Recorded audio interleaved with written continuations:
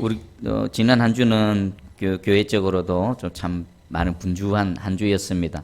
화요일부터 와서 우리 캄보디아 우리 주일학교 아이들 또 우리 지역을 둘러보고 또 여러 유익한 시간들을 보냈습니다. 여러분 어떻습니까? 그동안 기도했던 게 눈에 보여지니까 하나님께서 이렇게 일하셨구나라는 것이 이제 부인할 수 없죠. 확실합니다. 우리는 여기서 기도할 때 하나님 적어도 안 보이는 곳에서 일을 하십니다. 그리고 그 결과물들을 우리에게 보여주십니다. 우리 믿음을 가지고 더 힘있게 하나님의 사역에 동참하시기를 축복합니다. 그리고 또 금요일은 우리 장로님 또 하고 25일 날 국민혁명 그 광화문에 갔다가 왔습니다. 와, 정말 뭐 숫자는 정확하게 모르겠지만 제일 작게 잡아도 100만 명 이상이 모인 것 같습니다. 그 밤을 함께 지냈습니다. 주의 이름을 외치며 찬양하며 나라와 민족을 위해 기도하는 그 일, 아마 한국 하나님께서 반드시 다시 부흥시키실 것입니다. 교회만 부흥시키시고 우리 성도들만 부흥시키시는 것이 아니라 교회가 깨어날 때 이 나라와 민족이 다시 지금 제2의 도약의 시대를 맞이하게 될 줄 믿습니다. 근데 중요한 게 있습니다. 여러분, 이때에 하나님의 일하시는 쪽에 여러분 인생이 있어야 되고 여러분 몸과 마음이 있어야 되는 겁니다.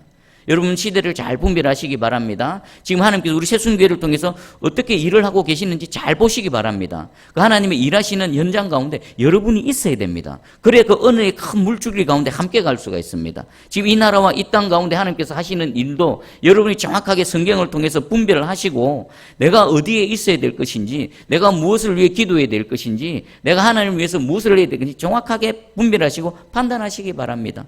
그때에 여러분 낙동강 오리알 되지 않고 하나님께서 은혜를 확 부어주실 때에 우리 모두가 그 은혜에 동참할 줄 믿습니다. 할렐루야. 자, 오늘 우리 예수님께서 새로운 주제를 말씀하십니다. 7장 1절 한 절만 우리가 읽었는데 뭡니까? 비판받지 아니하려거든 비판하지 말라. 그리고 비판에 대한 가르침이 쭉 나오는데 이 말씀을 준비하면서 비판에 대한 우리 두 가지 큰 심각한 오해가 있다라는 것을 발견했습니다. 저도 그렇게 생각했고 또 우리 성도분들도 마찬가지고. 자, 오늘 이 비판하지 말라, 이 부분 비판에 대해서 한번 중점적으로 살펴보겠습니다. 비판에 대한 두 가지 심각한 오해는 뭐냐면 이 말씀대로를 문자적으로 적용하면요, 어떤 비판도 하면 됩니까? 안 됩니까? 안 되는 거지요. 그러면 우리 진짜 어떤 비판도 하지 않아야 됩니까? 이게 첫 번째 심각한 오해입니다. 두 번째 오해는요, 예수님께서 비판하지 말라. 2절에 보니까 너희가 비판하는 그 비판으로 너희가 비판을 받을 것이요 너희에게 헤아려는 그 헤아림으로 너희가 헤아림을 받을 것이다. 이 말씀만 뚝 떼놓고 보면 내가 남한테 비판 안 받으려면 비판 안 하면 되네. 이게 우리 속담에 그냥 가는 말이 고와야 오는 말이 곱다 정도 수준으로 이해하고 있다는 것입니다. 여러분 무슨 의미인지 이해가 되십니까? 예수님께서 지금 비판하지 말라라는 이 말씀을 쭉 하시는데 우리에게 두 가지 심각한 오해는 어떤 비판도 하면 안 된다라는 이 오해, 또 하나는 예수님께서 말씀하시는 이 내용의 수준을 그저 이 세상 사람들이 말하는 가는 말이 고와야 오는 말이 곱다 정도로 이해하고 있다라면요, 우리는 알맹이를 놓치고 있다는 겁니다. 그래서 오늘은 첫 번째, 과연 비판하면 안 되는가? 부당한 비판과 공정한 비판, 정당한 비판, 이 부분을 한번 살펴보기 원합니다. 여러분, 비판이 뭡니까? 비판. 사전적 의미를 읽어드리겠습니다. 잘못된 점을 지적하여 부정적으로 말한다. 그리고 옳고 그름을 가려 평가하고 판정한다. 또 남의 잘못이나 결점을 책잡아서 나쁘게 말한다. 이런 의미가 있습니다. 근데 원어로는 크리네테라는 단어가 쓰였는데 이 단어의 뜻은요, 어떤 생활 습관이나 기준을 새롭게 제시하는 겁니다. 기준을 새롭게 제시한다는 것은 지금 어떤 사람이 생활을 하고 있는 모습, 살아가는 그 어떤 기준이 잘못됐다는 거죠. 그거 잘못됐어. 그 기준으로 살면 안 돼. 요 기준으로 살아야 돼. 라고 하면서 새로운 기준을 제시해 주는 거. 이게 이 성경에서 말하는 비판이라는 것입니다. 그러면 비판에는요, 여러 내용들이 포함되어 있습니다. 비판하기 위해서는요, 먼저 분석을 해야 됩니다. 그죠? 지금 뭔가? 지금 잘하고 있는가? 못하고 있는가? 그리고 거기에다가 판단을 해야 되죠. 그리고 또 뭐가 있을까요? 이 비판에는요. 반드시 책망과 훈계의 내용도 포함되어져 있습니다. 이 비판의 요소는 분석, 판단하고 책망과 훈계가 있는데, 근데 여기에는 객관적인 평가가 전제되어져야 됩니다. 만약에 객관적인 평가가 전제되어지지 않다면요, 오늘 설교 제목처럼 부당한 비판에 빠질 확률이 아주 높습니다. 그리고 우리 생각해 볼게. 비판과 비난의 차이점은 뭘까요? 우리 보면은 우리의 비판 속에는 비난도 포함되어져 있구나. 우리의 비난 속에는 비판도 포함되어져 있구나. 이게 서로 섞여 있습니다. 그럼 비판과 비난의 차이는? 비판은 이렇습니다. 한자로 보면은 비평할 비, 판단할 판. 비평하여 판단한다. 비난은요, 헐떡을 비, 나무랄 난. 헐떡고 나무란다. 우리 한글로는 비슷한 것 같은데 아예 한자로 보니까 뜻이 완전히 다르죠. 비난은 목적이 뭡니까? 헐뜯기 위해서. 그게 비난입니다. 판단은요, 헐뜯기 위해서가 아니라 새로운 기준을 제시해서 그 사람을 바른 쪽으로 옮기기 위하는 게 비판인 것입니다. 여러분, 비판과 비난은 엄격하게 구분하시고요. 저와 여러분의 삶 가운데 어떤 경우라도 비난은 없기를 주님의 이름으로 축복합니다. 자, 그러면 이제 예수님께서 말씀하시는 비판하지 말라의 범위는 어디까지인가? 정말 우리는 아무것도 비판하면 안 되는가? 여러분 어떻게 생각합니까? 예를 들어 보겠습니다. 여러분 자녀가 지금 잘못된 길로 가고 있습니다. 엉뚱한 길로 가고 있습니다. 해야 될 일을 하지 않습니다. 불의에 빠져가고 있습니다. 멸망의 길로 가고 있습니다. 그러면 어떻게 하십니까? 내버려 둡니까? 예수님께서 비판하지 말라라고 하셨기 때문에 입 푹 다물고 있습니까? 아니지요. 부모라면 마땅히 자녀가 잘못하면 그건 잘못되어졌다. 그거 하지 마. 이쪽으로 와. 학생이 공부를 안 하면 공부해. 게으름 부리고 있으면 시간 허비하지 말고 부지런하게 살아라고 책망해야 되는 겁니다. 안 되면 어떡합니까? 매라도 들어서 때려서라도 바른 길로 옮겨와야 되는 겁니다. 그리고 나라와 민족이 불의의 길로 가고 있습니다. 망하는 길로 가고 있습니다. 어떻게 해야 됩니까? 예수님 비판하지 말라고 해서 아무 말도 안 해야 됩니까? 아닙니다. 일어나서 소리를 내야 됩니다. 잘못하고 있다. 정치가 당신들 잘못하고 있다. 교육이 잘못되어져 있다. 우리나라 아이들 교육 똑바로 시켜라. 우리나라 법이 잘못되어져 있다. 불공정하다. 똑바로 해라. 라고 소리를 내야 됩니다. 누가 내야 됩니까? 하나님의 백성들이 내야 되는 겁니다. 대한민국 백성들이 소리를 내야 되는 겁니다. 지금 보면요, 나라가 엉뚱한 길로 가고 있습니다. 공산주의 영이 이 땅을 다 덮고 있습니다. 다 팔아먹을 그대로 갖다 바치려고 합니다. 그때 우리는 어떻게 해야 됩니까? 예수님 비판하지 말라고 해서 그냥 가만히 있어야 됩니까? 우리는 살 만큼 살았습니다. 그럼 우리 아이들 세대는 어떡하라고요? 일어나서 소리를 내야 되는 겁니다. 그리고 저는 목회자입니다. 성도들을 말씀으로 양육해야 됩니다. 성도가 죄의 길로 갑니다. 죄에 빠져 있습니다. 예수님 비판하지 말라고 해서 그냥 가만히 있어야 됩니까? 아닙니다. 죄를 지적하고 잘못됐습니다. 회개하시오. 사는 길로 돌아오시오. 그 길로 가면 당신 죽습니다. 회개하고 돌이키고 이 생명 길로 오시오. 라고 외쳐야 되는 겁니다. 비판해야 됩니까? 안 해야 됩니까? 비판해야 될 때는 비판해야 되는 겁니다. 비판 안 하면요, 둘 다 망합니다. 비판하는 통해서요, 그러면 우리 예수님 같은 경우는 어떨까요? 세례 요한 같은 경우 어땠습니까? 여러분, 세례 요한이 왜 목 베어 죽었습니까? 헤로드 왕에게. 비판하다가 목 베어 죽임 당했지 않습니까? 입 다물고 있었으면 세례 요한 죽지 않았습니다. 광야에서 사람들에게 회개하라, 천국이 가까웠느니라. 그거 헤로드 왕 자신하고 상관없으면요, 손댈 일이 없습니다. 근데 세례 요한이 헤로드 왕이 불의하게 간음을 하니까, 자신이 동생의 부인을 율법에 어긋나게 취하니까 당신 왕 잘못됐어 라고 하니까 잡아가지 않습니까? 예수님 왜 십자가에 못 박혀 죽으셨습니까? 죄악 가운데 죽어져가는 인생들을 향해서 너희 그대로 있으면 죽는다. 하나님께 보내신 나를 믿어라. 그리고 회개하고 나를 믿고 천국 백성 되어라. 그 말씀 전하다가 십자가에 못 박히셔서 죽으셨지 않습니까? 그게 다 여기 비판에 해당되어지는 것입니다. 여러분, 디모데후서 3장 16절도 모든 성경은 하나님의 감동으로 된 것으로 교훈과 책망과 바르게 함과 의로 교육하기에 유익하니.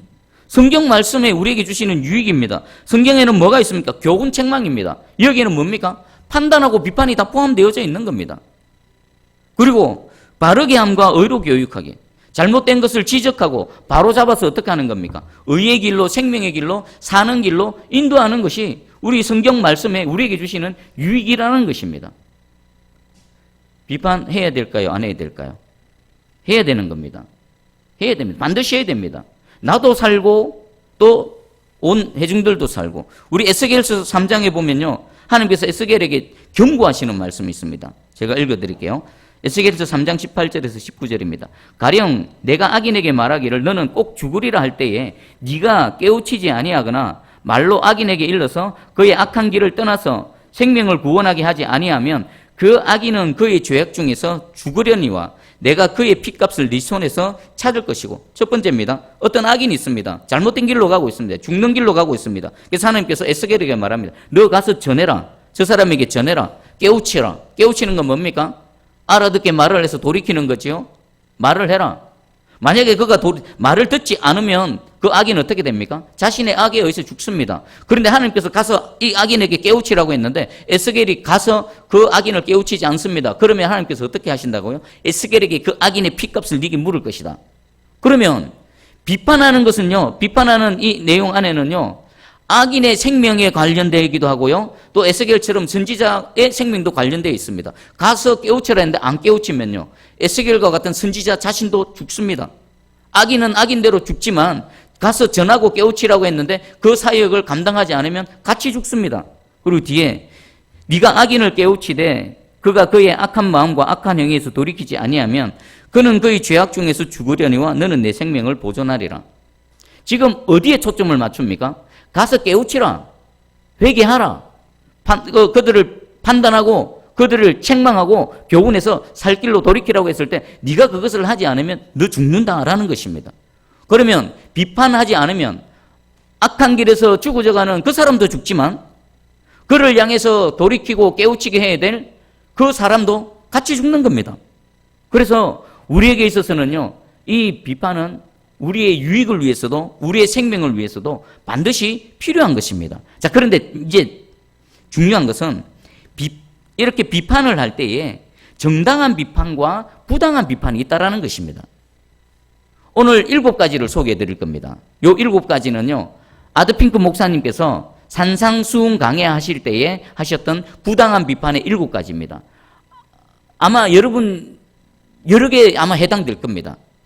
아, 이런 비판은 잘못된 비판이구나. 우리가 반드시 비판을 해야 되지만 비판을 할 때에 아, 이건 잘못됐구나. 내 안에 이런 잘못된 비판이 있었구나라는 것을 깨달아 아시고요. 잘못된 비판을 다 끄집어내어서 집어 던지고 우리가 하는 비판은 하나님께서 우리를 사랑하셔서 긍휼과 자비로 비판하시는 그 하나님의 비판, 정당하고 합리적인 비판이 되기를 주님의 이름으로 축복합니다.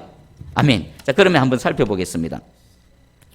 첫 번째는요, 잘못된 그 비판 첫 번째는 주제 넘은 참견으로 판단하는 것이나 고압적으로 판단하는 것은 불법적인 것이다. 주제 넘은 겁니다. 주제 넘은 거. 주제 넘는 게 뭘까요? 자신과 상관없는데 참견하는 겁니다. 자신하고는 상관없는데 참견하는 거. 그리고 고압적인 것은요, 다른 사람 위에 군림하면서 주제 넘은 일을 합니다.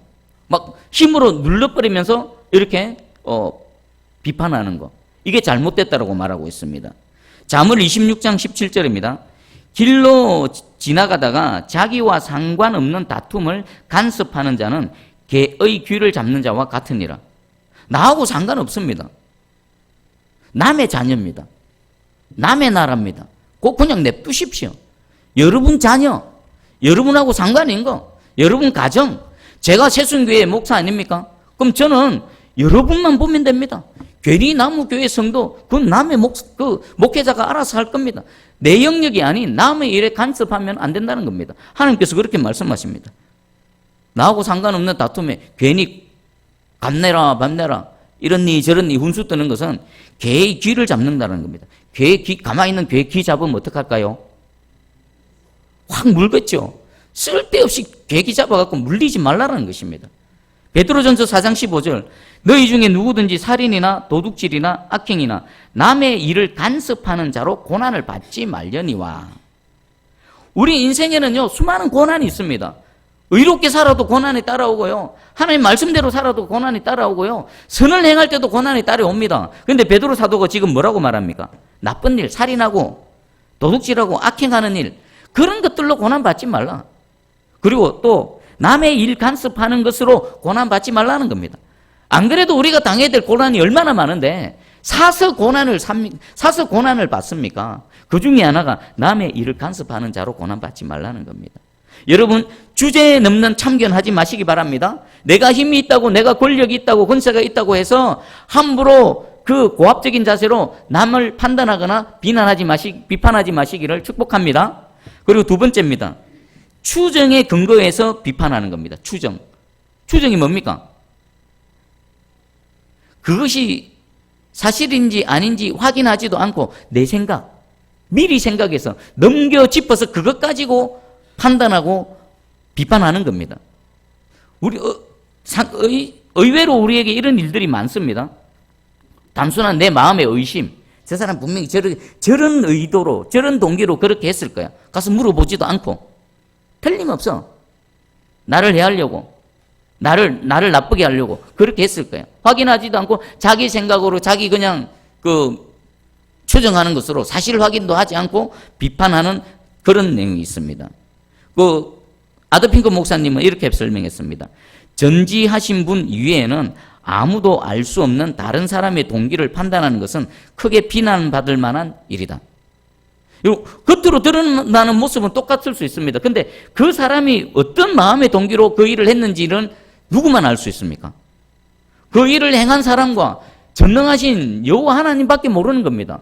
그러면 내가 오해를 해서 찾아가서 왜 그렇게 했습니까? 라고 했을 때에 상대방이 그런 의도가 아니었습니다. 저는 이런 의도로 했습니다. 라고 말하면은 어떻게 해야 됩니까? 믿어야 되는 겁니다. 믿어줘야 되는 겁니다. 그런데 어떤 사람들은요, 아니야. 내 생각은 이래. 당신은 이런 생각으로 이렇게 했으라고 하는 그런 이상한 사람들이 있습니다. 이런 사람들하고는 대화가 안 됩니다. 그는요, 어떤 일을 보고 판단하고 또 특별히 비판할 때에 자신의 생각으로 넘겨 짚어서 상대가 아니라고 함에도 불구하고 그냥 자기 주장을 계속 고집하는 겁니다. 말이 안 통하는 겁니다. 그런데 이런 사람들이 우리 주위에는 의외로 많습니다. 하나님 말씀하십니다. 이거는 부당한 비판이다. 그런 비판은 하지 말라. 그리고 세 번째는 위선적으로 비판하지 말라. 위선적으로. 이게 뭘까요? 남의 어떤 죄를 허물을 들추어내고 판단하고 비판합니다. 그런데 그가 갖고 있는 죄와 허물보다 더 크다. 이런 걸 하지 말라는 겁니다. 여러분, 다윗을 한번 예를 들어 볼게요. 다윗이 남의 아내 바세바 간음죄를 저질렀고 그 간음죄를 숨기기 위해서 그 바세바의 남편 우리아를 전장터에 내몰아서 사실상 살인죄를 저질렀죠. 이런 흉악한 죄를 저질른 다윗에게 하나님께서 나단 선지자를 보내십니다. 그리고는요, 한 예화를 들지요. 부자가 있었는데 99마리의 양을 갖고 있는 이 부자가 손님이 찾아왔을 때 자기 양을 잡아서 대접하기보다는 그 가난한 자, 암양 새끼 하나밖에 없는 그 사람의 소유를 빼앗아서 그 손님을 접대했다는 얘기를 듣고 다윗이 뭐라고 말했습니까? 여호와의 이름을 두고 맹세하노니 그 사람은 반드시 죽어야 하리라.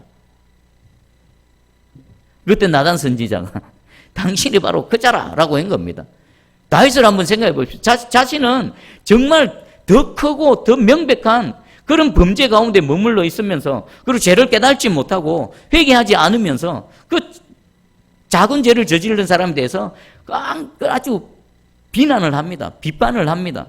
이런 위선적인 비판을 하지 말라고 말하고 있습니다. 여러분, 우리는 그렇지 않습니까? 누군가를 비판하고 누군가를 비난할 때 먼저 자신을 돌아봐야 되는 겁니다. 내 안에는 그 사람보다 더 큰 죄가 없는가? 더 큰 그 무엇이 없는가를 돌아보시고 내가 과연 비난할 자격이 있는가? 비판할 자격이 있는가 없는가를 스스로를 돌아보시고 난 이후에 비판하시기를 축복합니다. 그리고 네 번째입니다. 성급하거나 분별 없이 비판하지 말라. 확인해 보라는 겁니다. 확인하지도 않고 누군가에서 들은 말로 가지고 그냥 결정을 해버리고 판단하고 비판하는 것. 우리 하나님께서도요, 그 전지하시고 전능하신 하나님께서도 심판을 행하시기 전에 반드시 오셔서 확인하십니다. 여러분, 바벨탑 사건 때요, 하나님께서 위에서 보시니까 인간들이 자기들끼리 모여서 온 세계로 흩어져라 했는데 흩어지지도 않고 함께 모여서 뭔가를 합니다. 뭘 했습니까? 높은 탑을 쌓았습니다. 하나님께서 내가 다시는 물로 너희를 심판하지 않으리라 했는데 그 하나님의 말씀을 믿지 못함으로 물에 안 빠져 죽으려고 자신들이 싸울 수 있는 최대한 그 거대한 건물 바벨탑을 쌓습니다. 하나님이 보시고는요, 바로 판단하시거나 바로 심판하지 않으셨습니다. 어떻게 하셨을까요? 내려오셔서 확인하는 과정을 거치셨습니다. 창세기 11장 5절, 여호와께서 사람들이 건설하는 그 성읍과 탑을 보려고 내려오셨더라. 왜요? 얘들이 뭐 하는가? 그리고 무슨 마음의 동기로 어떤 목적으로 이 일을 하고 있는가? 정확하게 확인하시기 위해서 전지하시고 전능하신 하나님께서도요, 밑으로 내려오셔서 하나하나를 다 살피시고 결정을 하시고 판단하셨다는 겁니다. 하물며 우리 인간은 어떻겠습니까? 남이 하는 그냥 말 한마디 툭 그것 가지고 사실 확인도 않고 그 사람이 그랬어? 그 사람이 그런 말을 해? 와, 잘못 봤네? 그렇게 안 봤는데 영 나쁜 사람이네? 나쁜 놈이네? 라고 판단해버리는 그런 잘못된 부당한 비판을 하는 경우가 얼마나 많습니까? 여러분, 성급하거나 분별 없는 비판을 삼가시고 정확하게 확인하시고 또 사실인지 아닌지를 직접 확인하신 그것을 근거로 해서 비판하시고 판단하시기를 축복합니다. 그리고 다섯 번째, 부당하게 비판하지 말라는 겁니다. 우리가 정해진 규칙이 있습니다. 우리의 통상의 관습이 있습니다. 기준이 있습니다. 그것을 벗어난 비판을 하지 말라는 것입니다. 예를 들어 보겠습니다. 사역자들, 제가 사역하면서 이런저런 얘기를 많이 듣습니다. 설교할 때, 강단에 올라갈 때 넥타이 색깔은 어때야 된다. 와이셔츠 색깔은 어때야 된다. 제가 주일날 설교할 때는 와이셔츠 어떤 색깔 입는지 아십니까? 모르긴 몰라도 흰색만 입었습니다. 왜 그럴까요? 누가 그렇게 얘기하더라고요. 색깔 있는 거 입고 올라갔더니 뭐라 하더라고요. 제가 아무 말도 안 했습니다. 왜 그래야 됩니까? 속으로는 그게 무시라고. 내가 뭐 흰 옷 입던 거 파란 걸 입던 거 그게 무시라고. 속에 궁금했지만요, 그냥 아무 말도 안 하고 그냥 그때부터 저는 늘 흰 옷을 입었습니다. 이게 이제 습관이 되어져서 여러분, 강단에서 목사가 말씀 전할 때 와이셔츠 색깔 뭐 입으라고 성경에서 하나님 말씀하십니까? 제가 빨간 거 입고 서면은 하나님 앞에 범죄하는 겁니까? 그러니까 쓸데없는 거, 아무 진리하고 상관없는 거, 비본질적인 것 가지고 비판하고 판단하고 비난하지 말라는 것입니다. 근데 이런 비슷한 경우 우리 안에 많습니다. 또 한번 예를 들어 볼까요? 목회자들이 운동을 합니다. 어떤 운동은 되고 어떤 운동은 안 되고, 목사가 축구는 해도 되고 골프 치면 안 되고, 목사가 바둑은 두는 되는데 낚시하면 안 되고, 그게 무슨 상관입니까? 목사가 낚시를 하든 골프를 치든 물구나무를 쓰고 다니든 그게 무슨 상관입니까? 진리하고 상관이 있습니까? 전혀 상관없습니다. 축구를 하는데 말씀 사역 제대로 준비 안 하고 사역 제대로 똑바로 안 하고 내 조기 축구에 다니고 그러면은 그거 잘못됐지 않습니까? 골프 치는 게 잘못이 아니라 골프에 푹 빠져가지고 사역 똑바로 못하면 그것이 무엇이 되었든 간에 숨쉬기를 해도 똑바로 숨쉬기 안 하고 사역 똑바로 안 하면 숨쉬는 것도 죄가 되는 겁니다. 골프를 치든 바둑을 뜨든 낚시를 하든 사역에 집중해서 최선을 다하고 자신의 일을 다 하면요, 아무 문제가 안 되는 겁니다. 우리 안에 이런 성도는 되고 목사는 안 되고 이런 쓸데없는 부당한 비판이 얼마나 많습니까? 저는 가끔 그런 생각을 해봅니다. 좀 어떤 목사님들을 보면 뭐 티 같은 거 입고 또 찢어진 청바지 딱 입고 막 이렇게 설교하시는 분들이 있습니다. 할 수만 있으면 가끔 그렇게도 한번 해보고 싶습니다. 머리 쫙 무스 발라가지고 진리를 전하는데 도움이 되기만 하면은, 우리 아이들, 청년 아이들 있으면 얼마든지 그렇게 할 수도 있지 않습니까? 우리 비본질적인 것, 쓸데없는 것 가지고 자기 기준에서 이건 이렇게 해야 돼, 저렇게 해야 돼. 이것은요, 일종의 신성모독입니다. 하나님께서 금하지 않은 것을 자기가 기준을 잡고 금하면 하나님보다 누가 높은 겁니까? 지가 높은 겁니다. 이런 부당한 비판을 하지 마시기를 주님의 이름으로 축복합니다. 그리고 6번째, 불공정하게 비판하지 말라는 겁니다. 불공정하게. 잣대가 똑같아야 되죠. 잣대가. 어떤 것을 판단하고 분석하고 또 비판할 때는 잣대가 똑같아요. 내게도 똑같고 상대에게도 똑같고 자기 아들에게도 똑같고 남의 아들에게도 똑같고 잣대가 똑같아야 됩니다. 그런데 똑같습니까? 나한테는 잣대가 어떻습니까? 한정없이 막 자비롭고 얼마나 사랑과 긍휼로 자신에게는 대합니까? 근데 남에게는요 아주 무자비하게 딱 좁은 길로 딱 갖다 대버립니다. 이런 비판을 하지 말라는 것입니다. 그리고 대개의 경우 불공정하게 판단하고 비판할 때는요 그 상대에 대해서 사랑하는 마음일까요? 미워하는 마음일까요? 반드시 미워하는 마음입니다. 꼬투리 잡아서 그것을 크게 확대시켜서 이렇게 떠벌리고 다니는 것은요 상대를 사랑하는 게 아니라 미워하고 복수하려고 해를 끼치기 위한 그런 악한 마음의 동기가 그 안에 있기 때문인 겁니다. 여러분, 누군가에 대해서 판단하고 비판하실 때는 내가 지금 이 판단하는 이 잣대가 내게도 공정하고 상대방에도 공정한가 정확하게 한번 점검해 보시고 판단하시기를 축복합니다. 그리고 마지막 7번째입니다. 판단을 비판하실 때에 무자비하게 비판하지 말라는 것입니다. 어쩌면 우리 가운데 가장 흔한 일이 아닌가. 그리고 이 7가지 중에서 제 개인적으로 가장 마음에 걸리는 부분이 이겁니다. 무자비하게 비판하지 말라. 만약에 하나님께서 우리를 비판하시고 우리를 판단하실 때에 무자비했다라면, 자비가 없었다라면 어떻게 되어졌을까요? 이 자리에 남아 날 사람이 있을까요? 아무도 없습니다. 아무도 없습니다. 이미 세상 다 끝장났습니다. 우리를 비판하십니다. 하나님 반드시 비판하십니다. 예수님이 사랑의 예수님이셨습니다. 그런데 예수님 사역하실 때에 어떤 특정한 집단과 무리들을 향해서는 아주 신랄하게 비판하셨습니다. 하지만 그 비판은요 목적이 뭡니까? 살아라고.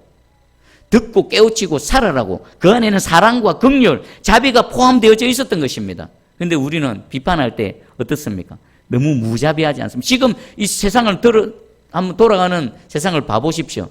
양적 주장이 아주 첨예하게 서로 하나가 될 틈이 없습니다. 얼마나 신랄하게 비판하고 있습니까?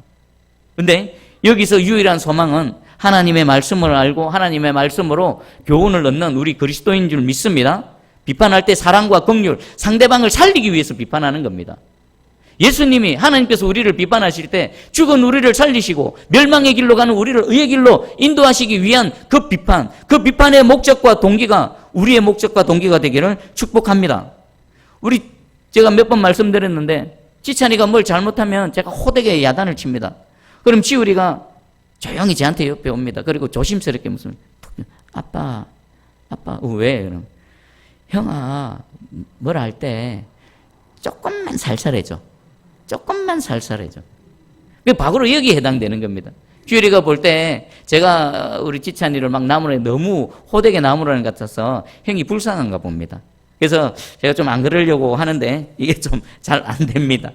자, 우리 7가지를 살펴봤습니다. 반드시 비판을 해야 됩니다. 비판을 통해 성도가 살고요. 세상의 그 소금과 빛의 그 사역이 진행되어지는 겁니다. 그리고 비판을 통해 복음이 계속 전파되어지는 겁니다. 하지만 비판도 부당한 비판과 또 올바른 비판이 있을 때에 우리는 부당한 비판을 제거해내야 됩니다. 주제 넘는 그리고 고압적인 거, 추정해서 판단하는 거, 위선적으로 판단하는 거, 성급하고 분별 없는 비판, 부당한 비판, 불공정한 비판, 마지막 무자비한 비판. 아마 여러분 내면에 적어도 몇 개는 아마 걸리지 않을까 싶습니다. 오늘 그 부분을 하나님께 내어놓고 하나님 내가 부당한 비판을 해왔는데 이 부분들 제거하게 해주시고 주님이 나를 판단하시고 주께서 나를 비판하시던 그 기준으로 돌아가서 나를 스스로 판단하게 해주시고 남에 대해서도 판단하게 해주시고 세상에 대해서도 판단할 수 있도록 은혜를 베풀어 주시옵소서 기도하기 원합니다. 그리고 혹시 누군가가 나를 비판할 때에 그때 우리는 어떻게 해야 될까요? 여러분 스스로 점검해 봅시다. 누군가 나의 허물 덜추어내고 나를 비판할 때 나는 어떻게 반응하는가? 아마 모르긴 몰라도 대부분 아마 99.9%는 확 맞받아칠 겁니다. 자, 성경 말씀을 한 구절 알려드리겠습니다. 잠언 9장 7절입니다. 그만한 자를 책망하지 말라. 그가 너를 미워할까 두려우니라. 지혜 있는 자를 책망하라. 그가 너를 사랑하리라. 여기 거만한 자가 있고 지혜 있는 자가 있습니다. 여러분 거만한 자입니까? 지혜 있는 자입니까? 누군가 나를 책망할 때, 누군가 나를 비판할 때 내 반응을 보면 내가 지혜 있는 자인지 거만한 자인지를 알 수가 있습니다. 여러분 축복합니다. 거만한 자가 되지 마시고요. 누군가 나를 책망할 때 나를 돌이키고 나에 있는 잘못을 다 집어던지고 그 책망의 말씀을 통해 유익을 누리는 지혜 있는 자가 되기를 주님의 이름으로 축복합니다. 아멘. 우리 기도하겠습니다.